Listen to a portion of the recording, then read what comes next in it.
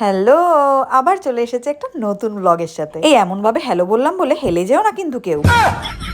দেখো, মস্করা না করে সোজা সাপটা কথা বলছি। এখন আমি রেডি হয়ে যাচ্ছি পাশের বাড়িতে। হ্যাঁ, নেমন্তন্ন খেতে অবভিয়াসলি। কাছাকাছি নেমন্তন্ন পড়লে না আমার হেব্বি আনন্দ হয়, তাও যদি হয় সেটা একদম পাশের বাড়ি, একদম বাড়ি থেকে লাফ দিয়েই যেন সেই বাড়িতে গিয়ে পৌঁছে যাই।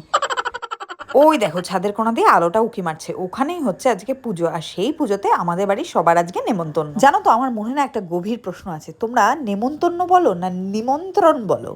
আমার তো ঠোঁট আর জিভ ভেদ করে যেটা ফটাফট বেরোয় সেটাতেই আমি কমফোর্টেবল। দাঁড়াও দাঁড়াও, চলে এসেছি। আগে একটু মাকে নমস্কার করে নি। প্রাণ ভরে নমস্কার করলে তবেই না মন ভরে আশীর্বাদ দেবে। অনেক আশীর্বাদ নিয়ে নিয়েছি মায়ের কাছে। চলো এবার বসে পুজো দেখতে দেখতে তোমাদের একটা কমেন্ট পড়ে নি। ঝুমা দাস আমাকে কমেন্ট করে বলছে, দিদি তোমাকে খুব মিষ্টি লাগে আমার, আর তোমার পরিবারটা সব থেকে সুন্দর। তোমরা এইভাবে হাসি খুশি থেকো সারা জীবন। থ্যাংক ইউ ঝুমা, আর তোমরাও এইভাবেই আমাদের সবসময় ভালোবাসা দিও। আর একটা কথা, যারা যারা এখন আমাদের এই ভিডিওটা দেখছো তারা কিন্তু কমেন্টে জয় বড় মা লিখতে ভুলো না। আমি কিন্তু মা কালীর অনেক বড় ভক্ত, আর এই ভক্তের মনেই একটা অনেক বড় প্রশ্ন আছে। আমাকে কি বলতে পারবে কেউ যে মা কালীর পুজোতে কেন মদের বোতল দেওয়া হয়? পাশাপাশি বাড়ি, তাই আমি আর মা আগেই চলে এসেছিলাম, আর এরা তিন মূর্তি একে একে পরে এলেন। বাবা শুভ যথারীতি ঠাকুরকে প্রণাম করলো, কিন্তু সোহমের মন ছিল সেই খাবারের টেবিলের দিকে।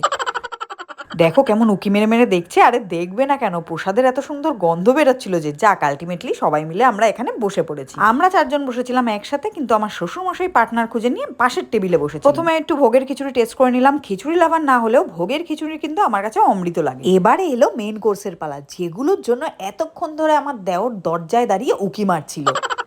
পোলাও, আলুর দম, পানির পাসিন্দা, ছানার ডালনা, চাটনি, পাঁপড়, মিষ্টি, আর শেষ পাতে ছিল আইসক্রিম। দেখো, কোথাও গিয়ে কতটা খেতে পারলাম কি না পারলাম সেটা বড় প্রশ্ন নয়, কিন্তু সবাই মিলে একসঙ্গে কোথাও গেলে আমার নেমন্তন্নর আনন্দটাই যেন দ্বিগুণ হয়ে যায়। দেওর আমার মিষ্টি লাভার বলে লাস্টে ওকে একটুখানি সেধেই নিলাম। আর এদিকে আমার বরের কীর্তি দেখো, বললো মিষ্টি যখন খেতে চাইছিলে না, আইসক্রিমটাও নিশ্চয়ই খাবে না, তাই আমি নিয়ে নিচ্ছি। এটা শুনে আমিও একটুখানি মা কালীর মতন চোখ বড় করে ওকে ভয় দেখিয়ে দিলাম।